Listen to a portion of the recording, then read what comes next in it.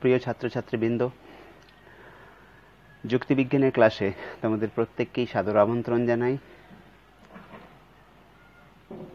দ্বাদশ শ্রেণীর যে যুক্তিবিজ্ঞানের পাঠ্যসূচি, সেই পাঠ্যসূচির অন্তর্গত আমাদের আজকের যে আলোচ্য বিষয় তা হল অমাধ্যম অনুমানের একটি অন্যতম বিভাগ, যে বচনের বিরোধিতা। ইতিমধ্যে আমরা অমাধ্যম অনুমানের যে মূল তিনটি বিভাগ তার প্রথম দুটি আলোচনা করেছি। একটি হলো আবর্তন আর একটি হলো বিবর্তন। তো আজকে আমরা যে বিষয়টাতে আলোচনা শুরু করব সেটা হচ্ছে বচনের বিরোধিতা। তো শুরু করার আগে কিছু প্রাথমিক কথা তোমাদের এখানে বলে রাখি। দেখো, যুক্তিবিদ্যার যে মেন জায়গা অর্থাৎ যুক্তি বা লজিক পোর্শন, সেই পোর্শনটাকে বুঝতে গেলে ছাত্রছাত্রীদের কাছে বিষয়টাকে সেইভাবে তুলতে হবে যাতে তারা সেই বিষয়টাকে সুন্দরভাবে নিতে পারে। তো আমাদের পাঠ্যপুস্তকে এই আলোচনার বিষয়টা অর্থাৎ বচনের যে বিরোধিতা, এটা আবর্তন এবং বিবর্তনের আলোচনার পূর্বে রয়েছে, কিন্তু আমরা এই বিষয়টাকে আবর্তন ও বিবর্তনের আলোচনার পরে করছি, কারণ আবর্তন এবং বিবর্তন এই দুটো অপেক্ষা এই বচনের বিরোধিতার চ্যাপ্টারটা ছেলে মেয়েদের কাছে অর্থাৎ শিক্ষার্থীর কাছে একটু জটিল বলে মনে হয়। তাই আমরা বিষয়টাকে আরও একটু পরে অর্থাৎ লজিকে ধাতস্থ হওয়ার পর আমরা সেটাতে আসতে চাইছিলাম, যার জন্য আমরা এই দুটোকে আলোচনা করার পর আমরা এই আলোচনায় এসেছি। তো যাই হোক, বচনের বিরোধিতা এই চ্যাপ্টারটার মধ্যে দুটো বিষয় রয়েছে, একটা হচ্ছে বচনের বিরোধিতা আর একটা হচ্ছে বিরাধানুমান। তো এই বচনের বিরোধিতা আর বিরাধানুমান এই দুটো বিষয়কে আমরা কম্বাইন করে অর্থাৎ একসাথে আলোচনা করব। তো সেই আলোচনাটা আমরা যখন আমরা বিরোধিতা আলোচনা করব, কতটা বিরোধিতা এবং বিরাধানুমান যখন করব, কোন পোর্শনটা বিরাধানুমান, সেই বিষয়গুলোকে আমরা তোমাদের সামনে তুলে ধরব। তো আপাতত আমরা শুরু করছি বচনের বিরোধিতার সংজ্ঞা দিয়ে। দেখো, বচনের বিরোধিতা এই মানে এই বিষয়টাকে বুঝতে গেলে প্রথমেই তোমাকে বুঝে নিতে হবে যে বিরোধিতা জিনিসটা কি। বিরোধ, এক কথায় বিরোধ অর্থাৎ অপোজ। যার জন্য এই বচনের বিরোধিতার ইংরেজি ভার্সন হচ্ছে অপোজিশন অফ প্রপোজিশন। প্রপোজিশন মানে বচন আর অপোজিশন মানে হচ্ছে বিরোধিতা। কার বিরোধিতা? না, বচনের বিরোধিতা। তাহলে বিরোধ মানে হচ্ছে কি মতের অমিল। বিরোধ মানে কি সোজা কথাই ঝগড়া। তো এই ঝগড়া কার সাথে? না, এই ঝগড়া বচনের সাথে। সাধারণভাবে আমাদের দৈনন্দিন জীবনে আমরা যদি দেখি যে ঝগড়া করতে গেলে কমপক্ষে দুজনের প্রয়োজন হয়, একা একা ঝগড়া যেমন হয় না, ঠিক বিরোধিতা হতে গেলেও বচন মিনিমাম কমপক্ষে দুটো বচনের প্রয়োজন হবে। তাহলে আমরা জানি নিরপেক্ষ বচন তো অলরেডি চারটে, তাহলে চারটে যেখানে বচন রয়েছে সেখানে বিরোধ তো অবশ্যম্ভাবী, বিরোধ হতেই পারে। তো এই বিরোধটা কি? এই বিরোধটা কি? এই ঝগড়াটা কাকে কেন্দ্র করে? না, বলছে কোন একটা বিষয়কে কেন্দ্র করে। সেই বিষয়টাকে কেন্দ্র করে একটা বচনের সঙ্গে আর একটা বচনের অমিল। তো যেমন দৈনন্দিন জীবনে আমরা যখন আমাদের যখন কারোর সঙ্গে মতের অমিল হয় তখন বিষয়বস্তু কিন্তু একটা থাকে, একটা বিষয়বস্তুকে কেন্দ্র করে মতের অমিল হয়। যেমন ধরো, ভারত আর অস্ট্রেলিয়ার ওয়ানডে ক্রিকেট ম্যাচে আমি বললাম ভারত জিতবে, আর অন্য পক্ষ, দ্বিতীয় পক্ষ বলল অস্ট্রেলিয়া জিতবে। তাহলে এখানে একটা বিরোধিতা এলো, মতের অমিল। বিষয়টা কিন্তু একটাকে কেন্দ্র করে বিরোধিতা। কিন্তু ধরো ভারত আর অস্ট্রেলিয়ার ম্যাচ হচ্ছে, অন্যদিকে ধরো পাকিস্তান আর ইংল্যান্ডের ম্যাচ হচ্ছে। আমি বললাম ভারত জিতবে, আর কেউ বলল হয়তো পাকিস্তান জিতবে। এখানে কোনো বিরোধিতা নেই, কেননা বিষয়টা পাল্টে গেছে। আবার ধরো আমি যদি বলি সব মানুষ মরে, আর দ্বিতীয় পক্ষ যে সে বলল কোনো মানুষ মরে না, তাহলে বিরোধিতা হলো। কিন্তু সে যদি বলে, আমি বললাম সব মানুষ মরে, আর সে বলল সব রাজা ধনী, এখানে কোনো বিরোধিতা নেই, অর্থাৎ এর মধ্যে কোনো বিরোধ আমরা পাই না। তাহলে বিরোধিতার ক্ষেত্রে দুটো বিষয়কে খুব ভালোভাবে আমাদের মনে রাখতে হবে। সেই দুটো বিষয় কি? না, বিরোধ হতে গেলে কমপক্ষে দুটো বচনের প্রয়োজন, দুজনের যেমন প্রয়োজন হয় ঠিক বচনের বিরোধিতার ক্ষেত্রেও কমপক্ষে দুটো বচনের প্রয়োজন হবে। আর কি, ওই যে দুটো বচন, ওই দুটো বচনের উদ্দেশ্য বিধিও কিন্তু এক হতে হবে। উদ্দেশ্য বিধিও হচ্ছে বিষয়বস্তু, ওই বিষয়টাকে কেন্দ্র করে তো বিরোধটা হবে। তাহলে ওই দুটো বচনের উদ্দেশ্য এবং বিধিও এক হবে, আর তাদের মধ্যে কি হবে, হয় গুণের, না হয় পরিমাণের, না হয় গুণ পরিমাণের প্রভেদ হবে। আবার বলছি, বচনের বিরোধিতা হতে গেলে একই উদ্দেশ্য বিধিযুক্ত দুটো বচন হতে হবে। আর কি, ওই বচনের মধ্যে হয় গুণের প্রভেদ অথবা পরিমাণের প্রভেদ অথবা গুণ পরিমাণের প্রভেদ হতে হবে, তাহলে বচনের বিরোধিতা হবে। তাহলে সংজ্ঞাটাকে যদি আমরা একটু গুছিয়ে নিই, একটু সংজ্ঞাটাকে ওই আলোচনার পরিপ্রেক্ষিতে যদি আমরা এটাকে ঠিক করে নিই, তাহলে সংজ্ঞাটা কি দাঁড়াচ্ছে না, একই উদ্দেশ্য ও বিধেয়যুক্ত দুটি বচনের মধ্যে যদি কেবল গুণের প্রভেদ থাকে অথবা পরিমাণের প্রভেদ থাকে অথবা গুণ ও পরিমাণ উভয় দিক থেকে প্রভেদ থাকে, তাহলে ওই দুইটি বচনের মধ্যেকার যে পারস্পরিক সম্পর্ক সেটাকেই বলা হবে বচনের বিরোধিতা। দুটো বচন যাদের উদ্দেশ্য বিধেয় এক, তাদের মধ্যে কি হয় গুণের প্রভেদ হতে হবে, না হয় পরিমাণের প্রভেদ, না হয় গুণ পরিমাণ, যে কোনো একটা। তাহলে ওই যে দুটো বচন, ওই দুটো বচনের মধ্যেকার যে পারস্পরিক সম্পর্ক, সেই পারস্পরিক সম্পর্ককেই বলা হবে বচনের বিরোধিতা। এটাই হচ্ছে বিরোধিতার মূল সংজ্ঞা। বিরোধিতার সংজ্ঞাটাকে আমরা যদি সহজভাবে মনে রাখতে চাই, তাহলে দুটো পয়েন্টকে মনে রাখতে হবে, যে একই উদ্দেশ্য বিধেয়যুক্ত দুটো বচন হতে হবে, আর কি, না হয় গুণের প্রভেদ, না হয় পরিমাণের প্রভেদ, না হয় গুণ পরিমাণ উভয় দিক থেকে প্রভেদ হতে হবে, অর্থাৎ থাকতে হবে। তাহলে দুটো বচনের মধ্যে বিরোধিতার সম্পর্ক তৈরি হবে। ঠিক আছে, বোঝা গেল জিনিসটা। আমরা যে চারটে নিরপেক্ষ বচন আমরা অলরেডি পেয়েছি, এ, ই, আই, ও, এদের মধ্যেই বিরোধিতা হবে। আমাদের টোটাল আলোচনা দেখো, পদের ব্যাপ্যতা সেটাও নিরপেক্ষ বচনকে কেন্দ্র করে, আবর্তন নিরপেক্ষ বচনকে কেন্দ্র করে, বিবর্তন নিরপেক্ষ বচনকে কেন্দ্র করে, বচনের বিরোধিতা সেটাও নিরপেক্ষ বচনকেই কেন্দ্র করে। তাহলে নিরপেক্ষ বচন চারটে, সেই চারটে বচনের মধ্যে যে বিরোধ, যে ঝগড়া, সেটাই হচ্ছে বচনের বিরোধিতা। তাহলে বিরোধিতা কয় প্রকার? প্রশ্ন উঠবে যে স্যার বিরোধিতা কয় প্রকার, ক রকমের হতে পারে? তা আমরা জানি বচন চারটে, সেই চারটে বচনের মধ্যে যে বিরোধ, সে তাহলে গুণের দিক দিয়ে প্রভেদ হতে পারে, পরিমাণের দিক দিয়ে প্রভেদ হতে পারে। তাই এই গুণ পরিমাণ বা গুণ পরিমাণ উভয় দিক একে কেন্দ্র করে বচনের বিরোধিতার চারটে ভাগের কথা বলা হয়েছে, অর্থাৎ বচনের বিরোধিতা চার প্রকার।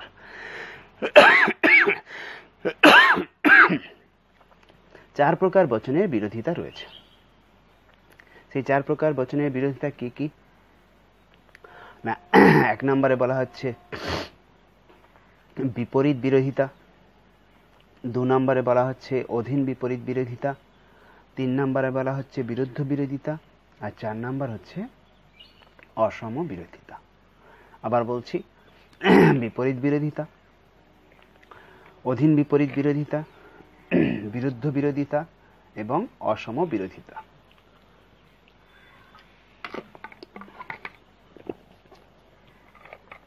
তাহলে দেখো, এই যে চারটে বিরোধিতা রয়েছে, এই চারটে বিরোধিতাকে আমরা একটা একটা করে আলোচনা করব এবং বিরোধিতার ইংরেজি ভার্সনগুলোকেও আমরা জেনে নেব। কারণ তোমাদের তর্কবিদ্যায় পেপারের মধ্যে আমি প্রথম থেকেই বলে আসছি যে বেশ কিছু বাংলা রয়েছে যেগুলো অনেকগুলো প্রতিশব্দ হয়ে থাকে, ইংরেজি শব্দের অনেক প্রতিশব্দ বাংলা হিসেবে আমরা পাই।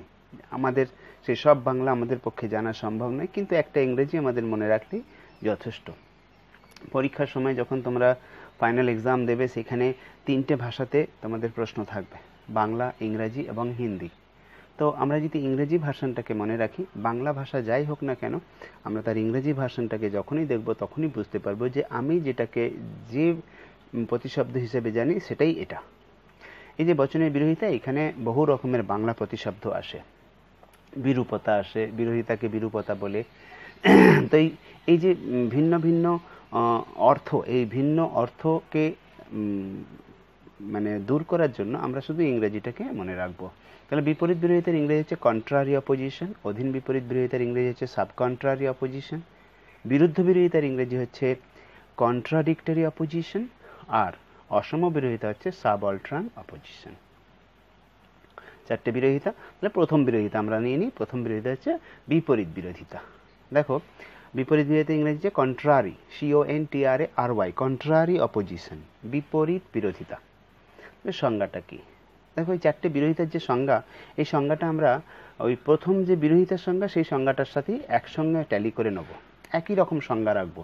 সংজ্ঞাকে ভিন্ন ভিন্ন করে দিলে আমাদের পক্ষে সেটা মনে রাখাও কঠিন হয়ে যায়, মুখস্থ করা কঠিন হয়। তো সহজ উপায়ে চিতি সংজ্ঞাটাকে আমরা একটা সংজ্ঞা থেকে চারটে সংজ্ঞাকে পাই। বচনের বিরোধিতার সংজ্ঞা থেকে আমরা এই বিপরীত বিরোধিতার সংজ্ঞা বা অধীন বিপরীত বিরোধিতা বা চারটে যে বিরোধিতা সেই সংজ্ঞাগুলোকে আমরা খুব সহজেই বের করে নেব। তাহলে বচনের বিরোধিতা আমরা কি বলেছিলাম না, একই উদ্দেশ্য ও বিধেয়যুক্ত দুটি বচনের মধ্যে। অধীন বিপরীত বিরোধিতাতেও ঠিক একইভাবে শুরু করব। কি শুরু করব না, বিপরীত বিরোধিতার ক্ষেত্রেও আমরা একই ভাবে সংজ্ঞাটা শুরু করব। সংজ্ঞাটা কি না, একই উদ্দেশ্য ও বিধেয়যুক্ত দুটি সামান্য বচন। তাহলে সামান্য কথাটা নতুন। বিরোধিতার যে সংজ্ঞা, সেই বিরোধিতার সংজ্ঞার সঙ্গে আমরা দুটো কথাকে জুড়ব। একটা কথা হচ্ছে সামান্য, আর একটা কথা হচ্ছে গুণের প্রভেদ। বিপরীত বিরোধিতার সংজ্ঞাটা মানে বচনের যে বিরোধিতার সংজ্ঞা সেই সংজ্ঞার মতনই হবে, শুধুমাত্র দুটো কথা এখানে আমরা অ্যাডিশনাল জুড়ে দেবো এর সঙ্গে।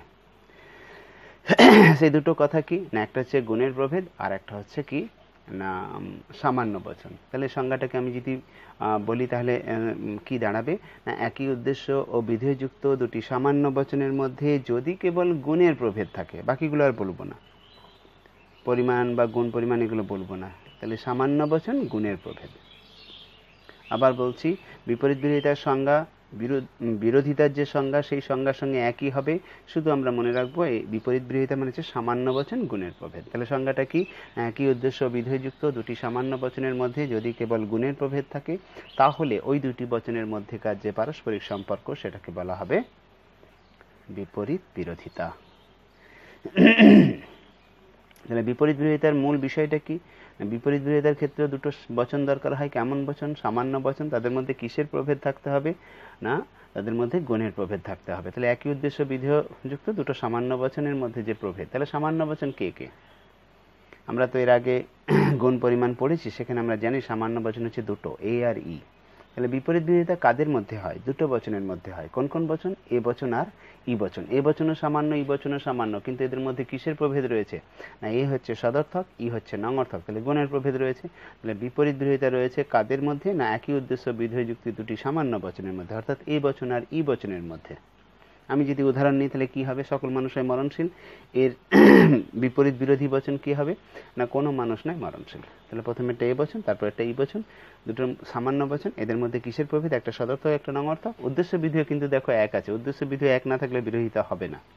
তাহলে এটা গেল বিপরীত বিরোধিতার সংজ্ঞা।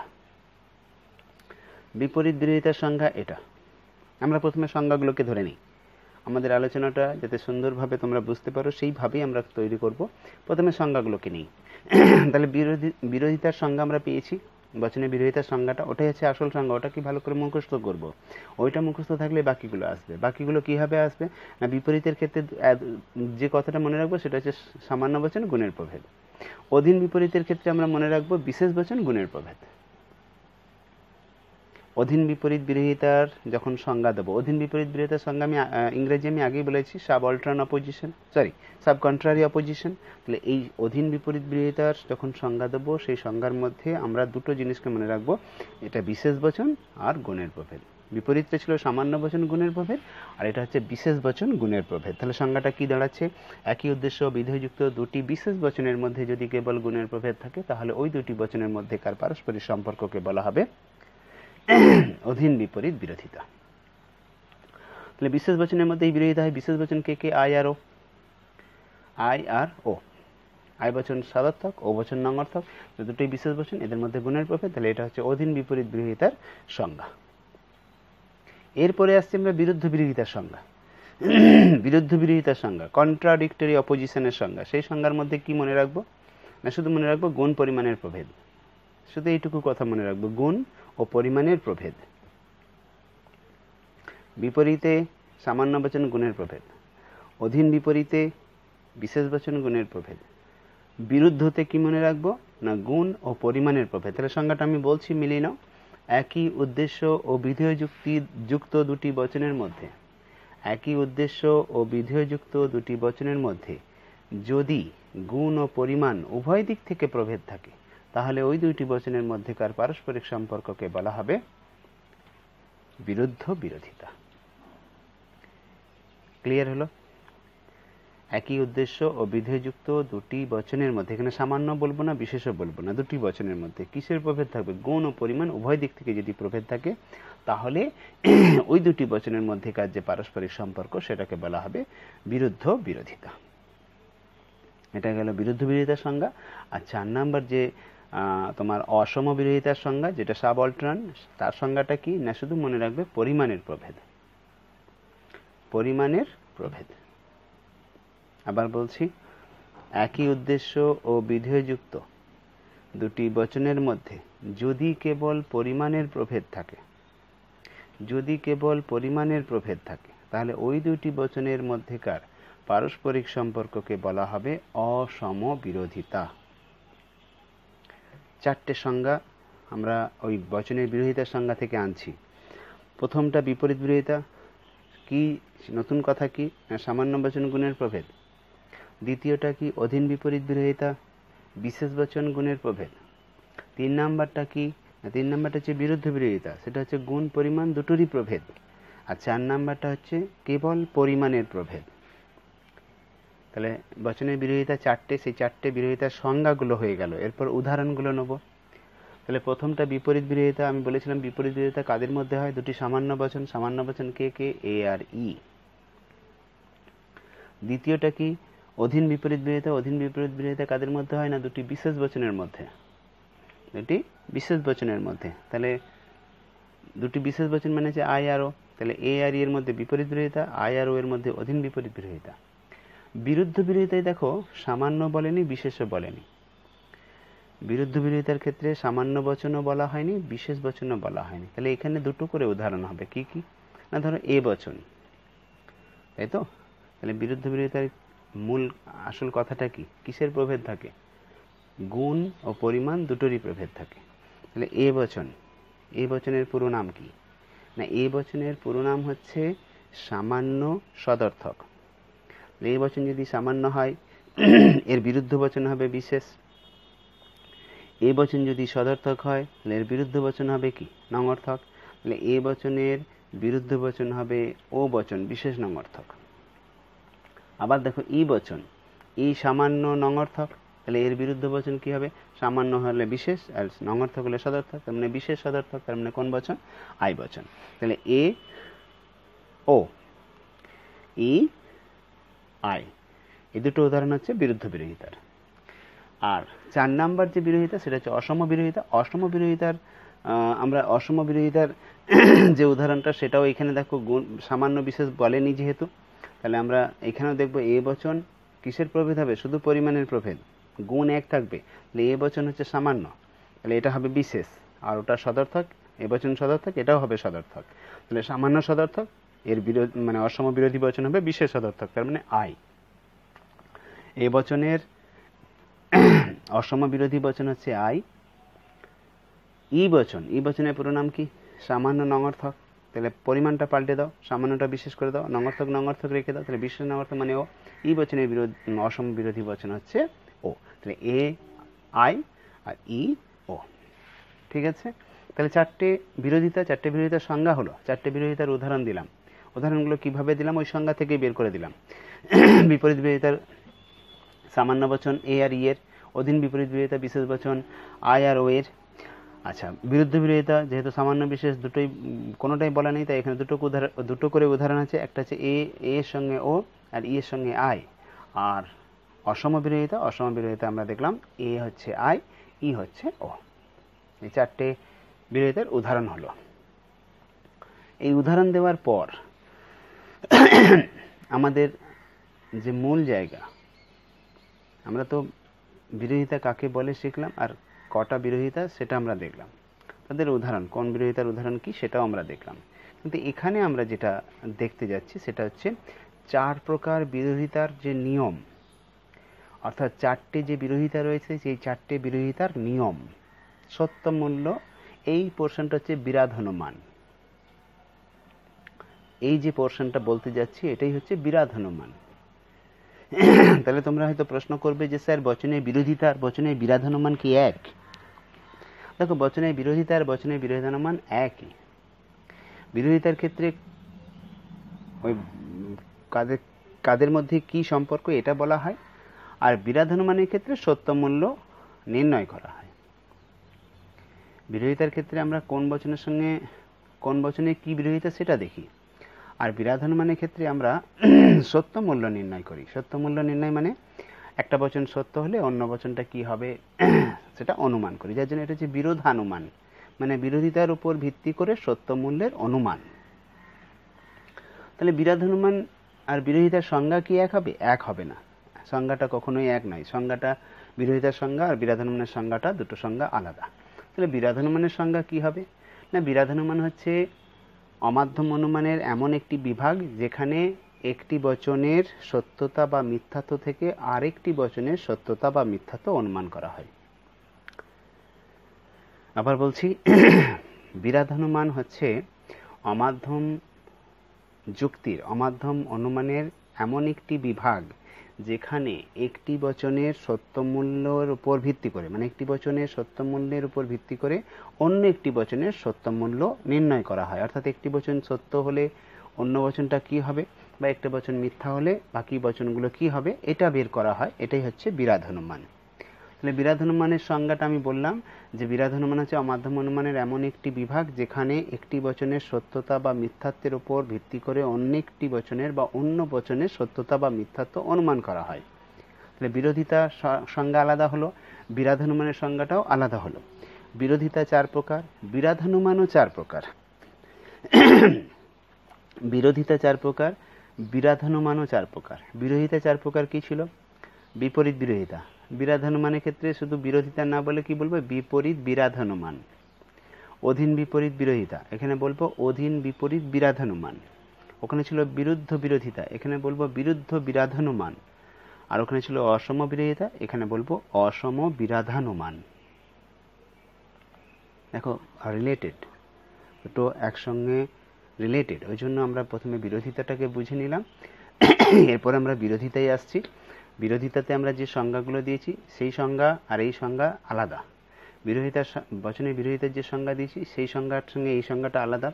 ওখানে যে 4টে প্রকার ছিল সেই 4টে প্রকার কি নাম ছিল, সেই নামের সঙ্গে এখানে একই নাম আছে। ওখানে বিরোধিতা আর এখানে বিরাধানুমান। যেমন বিপরীত বিরোধিতা, আমরা এখানে বলছি বিপরীত বিরাধানুমান।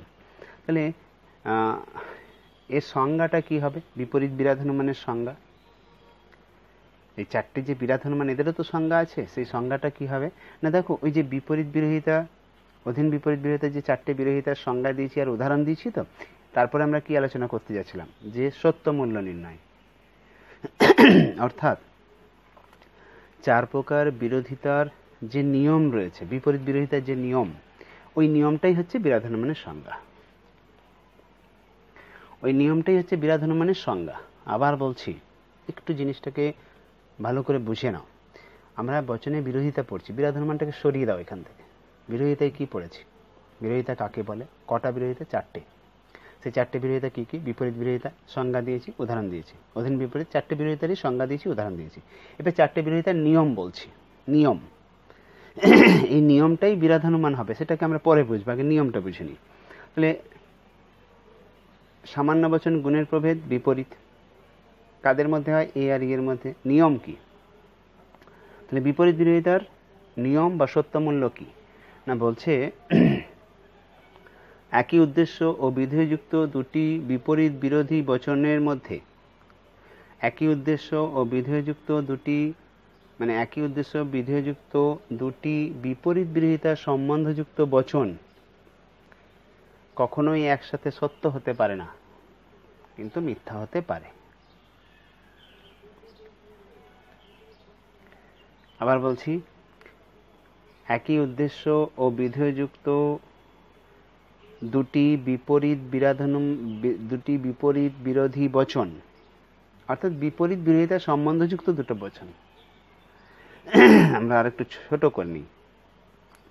বিপরীত বিরোধিতার সম্বন্ধযুক্ত দুটো বচন একসাথে সত্য হতে পারে না, কিন্তু মিথ্যা হতে পারে।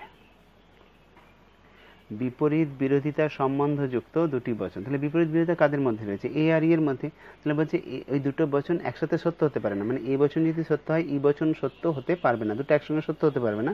কিন্তু দুটো একসঙ্গে কি হতে পারে? মিথ্যা হতে পারে। এ যদি সত্য হয় ই সত্য হবে না, এ যদি মিথ্যা হয় ই মিথ্যাও হতে পারে, আবার সত্যও হতে পারে। আবার বলছি, দুটো বচন একসঙ্গে সত্য হবে না, কিন্তু দুটো বচন একসঙ্গে মিথ্যা হবে। দুটো বচন একসঙ্গে সত্য হবে না কথাটার মানে হচ্ছে দুটোই একসঙ্গে সত্য নয়, কিন্তু একটা সত্য একটা মিথ্যা হবে, আবার দুটো মিথ্যাও হবে।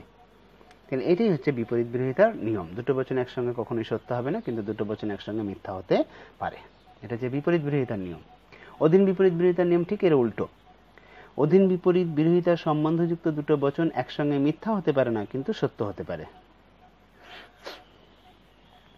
অধীন বিপরীত বিরোধিতার সম্বন্ধযুক্ত দুটো বচন একসাথে মিথ্যা হতে পারে না, কিন্তু সত্য হতে পারে। বিপরীতটা কি ছিল? সত্য হতে পারে না, মিথ্যা হতে পারে। আর এটা হচ্ছে মিথ্যা হতে পারে না, কিন্তু সত্য হতে পারে। তাহলে অধীন বিপরীত বিরোধিতা কাদের মধ্যে রয়েছে? আয় আর ও।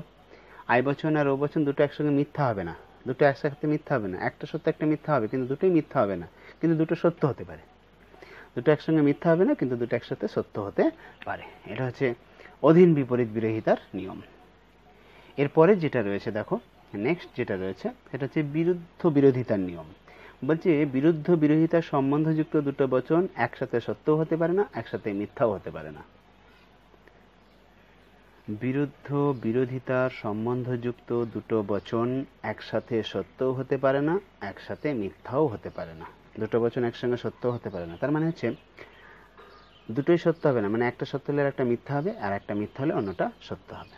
তার মানে সহজ কথায় আমরা মনে রাখবো যে বিরুদ্ধ বিরোধিতা যাদের মধ্যে রয়েছে তারা দুটো বচন একসঙ্গে কি হবে না, মানে একটা সত্য হলে অন্যটা মিথ্যা, একটা মিথ্যা হলে অন্যটা সত্য। কাদের মধ্যে রয়েছে বিরুদ্ধ বিরোধিতা? এ আর ও, আর ই আর আই। তাহলে এ বচন সত্য হলে ও বচন মিথ্যা, এ বচন মিথ্যা হলে ও বচন সত্য, সত্য হলে মিথ্যা, মিথ্যা হলে সত্য। এটা হচ্ছে বিরুদ্ধ বিরোধিতার নিয়ম। এটা গেল বিরুদ্ধ বিরোধিতা। এর পরেরটা যেটা রয়েছে সেটা হচ্ছে অসম বিরোধিতা।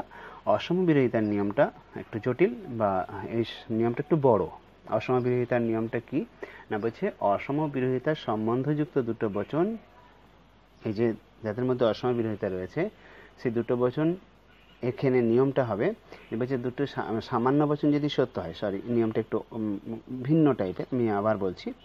অসম বিরোধিতার সম্বন্ধ রয়েছে যে বচনের মধ্যে, সেই ক্ষেত্রে আমাদের কিভাবে নিয়ম বের করব না, বলছে সামান্য বচন যদি সত্য হয় তাহলে বিশেষ বচন সত্য হবে।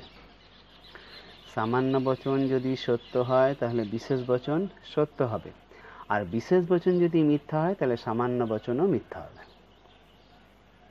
অসম বিরোধিতার নিয়মটা দুটো, একটা হচ্ছে সামান্য সত্য হলে বিশেষ সত্য, আর 2 নম্বর হচ্ছে বিশেষ মিথ্যা হলে সামান্য মিথ্যা। আবার বলছি, সামান্য সত্য হলে বিশেষ সত্য, সামান্য মিথ্যা হলে কিন্তু বিশেষ মিথ্যা হবে এমন নয়, সামান্য সত্য হলে বিশেষ সত্য হবে, আর সামান্য যদি মিথ্যা হয় তাহলে বিশেষ সত্য মিথ্যা দুই হতে পারে। আবার দেখো 2 নম্বর নিয়মটা কি, বিশেষ যদি মিথ্যা হয়, বিশেষ বচনটা যদি মিথ্যা হয় তাহলে সামান্য বচনও কি হবে? মিথ্যা হবে। বিশেষ বচন মিথ্যা হলে সামান্য বচনও মিথ্যা হবে, কিন্তু বিশেষটা যদি সত্য হয় তাহলে সামান্যটা সত্য হতে পারে, মিথ্যাও হতে পারে। এই গেল অসম বিরোধিতার নিয়ম। অসম বিরোধিতার নিয়মের দুটো পার্ট, একটা সামান্য সত্য বিশেষ সত্য, আর সেকেন্ড পার্টটা হচ্ছে বিশেষ মিথ্যা সামান্য মিথ্যা। এই 4টে বিরোধিতা, এর মধ্যে বিরাধানুমানটাও রইল। তাহলে স্যার বিরাধানুমানের সংজ্ঞাটা কি? আমি দিয়েছিলাম বিরাধানুমানের সংজ্ঞা না, যে মাধ্যম অবরোহ যুক্তিতে একটি বচনের সত্য মূল্য বা সত্যতা বা মিথ্যার উপর ভিত্তি করে অন্য একটি বচনের সত্যতা বা মিথ্যাত্ব যেখানে অনুমান করা হয় সেটাকে বলা হয় বিরোধানুমান। আর বিরোধানুমান 4 প্রকার। বিপরীত বিরোধানুমান কাকে বলে না, বিপরীত বিরোধানুমানের সংজ্ঞাটা কি হবে না, যে বিরাধানুমানে দুটি বচন একসঙ্গে সত্য হতে পারে না কিন্তু মিথ্যা হতে পারে, ওই যে নিয়মটা, ওই নিয়মটা হচ্ছে এর সংজ্ঞা। বিপরীত বিরাধানুমানের সংজ্ঞা হচ্ছে দুটি মানে একই উদ্দেশ্য বিধেয়যুক্ত দুটি সামান্য বচন একই সাথে সত্য হতে পারবে না কিন্তু মিথ্যা হতে পারবে, এটা হচ্ছে বিপরীত বিরাধানুমানের নিয়ম। আবার দেখো অধীন বিপরীত বিরাধানুমানের সংজ্ঞাটা কি না, দুটি একই উদ্দেশ্য বিধেয়যুক্ত দুটি বিশেষ বচন একই সঙ্গে মিথ্যা হতে পারবে না কিন্তু সত্য হতে পারবে। বিরুদ্ধ বিরাধানুমানের সংজ্ঞাটা কি না, একই উদ্দেশ্য ও বিধেয়যুক্ত দুটি বচন একই সাথে সত্য বা মিথ্যা হতে পারবে না, অর্থাৎ একটি সত্য হলে অন্যটি মিথ্যা হবে, একটি মিথ্যা হলে অন্যটি সত্য হবে। এটা হচ্ছে বিরুদ্ধ বিরোধানুমান। আর অসম বিরোধানুমানে হচ্ছে সামান্য বচন যদি সত্য হয় তাহলে বিশেষ বচন সত্য হবে, আর বিশেষ বচন যদি মিথ্যা হয় তাহলে সামান্য বচন মিথ্যা হবে। তো তোমরা এই বিরোধিতা আর বিরোধানুমান এই কনফিউশনে যেও না, তোমরা বিরোধিতাটাকে মাথায় রাখো। বিরোধিতা কি, সংজ্ঞাটা। 2 নম্বর কি, কোন কাদের মধ্যে হয়, মানে উদাহরণটা কোন কোন বচনের মধ্যে হয়। 3 নম্বর কি, নিয়মটা। প্রথম সংজ্ঞা, তারপরে হচ্ছে উদাহরণ, আর 3 নম্বর হচ্ছে নিয়ম। বিপরীত বিরোধিতার সংজ্ঞা কি, কাদের মধ্যে হয়, এ আর ই এর মধ্যে, নিয়মটা কি। এইভাবে 4টে বচনের বিরোধিতার সংজ্ঞা এবং বিরোধানুমানের নিয়মগুলো মনে রাখতে হবে। সংজ্ঞা তো খুবই সহজ, সংজ্ঞাটা খুবই সহজ। আমি তোমাদের আগেই বলেছি যে বিরোধিতার সংজ্ঞা মনে রাখবে, তাহলে সব সংজ্ঞাগুলো হয়ে যাবে। বিপরীতে সামান্য বচন গুণের প্রভেদ, অধীন বিপরীতে বিশেষ বচন গুণের প্রভেদ, বিরুদ্ধতে গুণ পরিমাণ দুটোরই প্রভেদ, আর অসমতে কি না শুধু পরিমাণের প্রভেদ। ঠিক আছে। আর নিয়মেও ঠিক একই। দেখো, প্রথমটা হচ্ছে দুটো বচন সত্য হতে পারে না, মিথ্যা হতে পারে। দ্বিতীয় নিয়মটা কি না দুটো বচন মিথ্যা হতে পারে না, সত্য হতে পারে। 3 নাম্বারটা কি, সত্য হলে মিথ্যা, মিথ্যা হলে সত্য। আর 4 নাম্বার হচ্ছে সামান্য সত্য বিশেষ সত্য, বিশেষ মিথ্যা, সামান্য মিথ্যা। এটা হচ্ছে 4টে বচনের বিরোধিতা এবং সেই 4টে বিরোধিতার নিয়ম। এই যে চ্যাপ্টারটা, এই চ্যাপ্টারটা থেকে 8 নাম্বারের কোনো প্রশ্ন তোমাদের আসে না। চ্যাপ্টারটা কিন্তু এখনো শেষ হয়নি। এই চ্যাপ্টারটার মধ্যে এখনো কিছুটা রয়েছে যেটা লজিক পোর্শন, যেখানে তোমাদের হাতে কলমে শেখানোর ব্যাপার থাকবে যে একটা বচন সত্য হলে অন্য বচনটা সত্য হবে না মিথ্যা হবে, কিভাবে আমরা বের করব। তো সেটা আমরা পরের ক্লাসে করব। আপাতত এখানে যতটা পর্যন্ত আমরা করলাম, এই যে সংজ্ঞা, উদাহরণ এবং নিয়ম, এই 4টে বিরোধিতার সংজ্ঞা, উদাহরণ, নিয়ম, এগুলোকে খুব ভালো করে তোমাদের মুখস্থ করতে হবে, মনে রাখতে হবে, তাহলে নেক্সট ক্লাসটা তোমরা কিন্তু বুঝতে পারবে। তো এখান থেকে বড় প্রশ্ন আসে না, 8 নম্বরে কোনো প্রশ্ন সাধারণত আসে না। এখান থেকে সংক্ষিপ্ত প্রশ্ন, এমসিকিউ, এসএকিউ এই দুটোই আসে। 8 নম্বরে যেহেতু প্রশ্ন নেই, তাহলে নোটস আকারে কোনো কিছুই নেই, এখানে পুরোটাই লজিক। লজিক পোর্শনটা নেক্সট দিন আমরা শিখব, যে এই যে বচনের বিরোধিতা চ্যাপ্টারটা করছি, এর লজিক কি। ব্যাপ্যতা চ্যাপ্টার করেছিলাম, ব্যাপ্যতার কোন পদ ব্যাপ্য কোন পদ ব্যাপ্য, এটাই ছিল লজিক। আবর্তন চ্যাপ্টার করেছিলাম, কোন বচনের আবর্তন কি, সেটাই ছিল লজিক। বিবর্তনের ক্ষেত্রেও তাই। আর বিরোধিতার ক্ষেত্রে যে লজিক, সেটা হচ্ছে কোন বচন, একটা বচন সত্য হলে, ধরো এ বচনটা সত্য হলে ই বচনটা সত্য মূল্য কি হবে, আই বচনের সত্য মূল্য কি হবে, ও বচনের সত্য মূল্য কি হবে, এটা বের করাই হচ্ছে এই চ্যাপ্টারের মূল লজিক। তো আমরা সেই লজিকটাতে যাব। দেখো, এই যে 4টে, আমি আজকে গোটা ক্লাসটাই পুরোটাই করতে পারতাম, কিন্তু এই 4টে জিনিসকে তোমরা যদি ভালো করে মাথায় না রাখো, নেক্সট যে ক্লাসটা আমি নেবো সেখানে কিভাবে সত্য কিভাবে মিথ্যা আছে সেটা বুঝতে পারবে না, যদি না এই সংজ্ঞাগুলো আর এই নিয়মগুলো তুমি মুখস্থ করো। এই সংজ্ঞা এবং নিয়মগুলোকে খুব ভালো করে মাথায় রাখো। নেক্সট ক্লাসে আমরা এই নিয়মগুলোকে বুঝে নেব যে একটা বচন সত্য হলে অন্য বচনের সত্য মূল্য কিভাবে বের হয়। ঠিক আছে। এর সহজ উপায়ও রয়েছে, আমরা দেখবো। হয়তো তোমরা অনেকে জেনেই গেছো যে স্যার সত্য মূল্য বের করার তো সহজ উপায় আছে, কিন্তু দেখো সহজ উপায়টা পরে আসে। সহজ উপায়টা হচ্ছে একটা বিকল্প পদ্ধতি। আমরা কিভাবে বের হয় সেই প্রসেসটা দেখে নিয়ে তারপর আমরা সহজ উপায়টাই শিখে নেব। তো আমরা নেক্সট ক্লাসে এই সত্য মূল্য নির্ণয়ের যে প্রসেস, সেই প্রসেসটা শিখবো। তার সাথে সাথে চ্যাপ্টারটা আমরা এখানে পরের ক্লাসে আমরা শেষ করব। ততদিন পর্যন্ত তোমরা এই যে 4টে বিরোধিতা, এই 4টে বিরোধিতাকে খুব ভালো করে মুখস্থ রাখো এবং খুব ভালোভাবে তোমরা এগুলোকে বুঝে নাও। নেক্সট ক্লাস তোমাদের পক্ষে খুবই সুবিধা হবে। ততদিনের জন্য গুড বাই।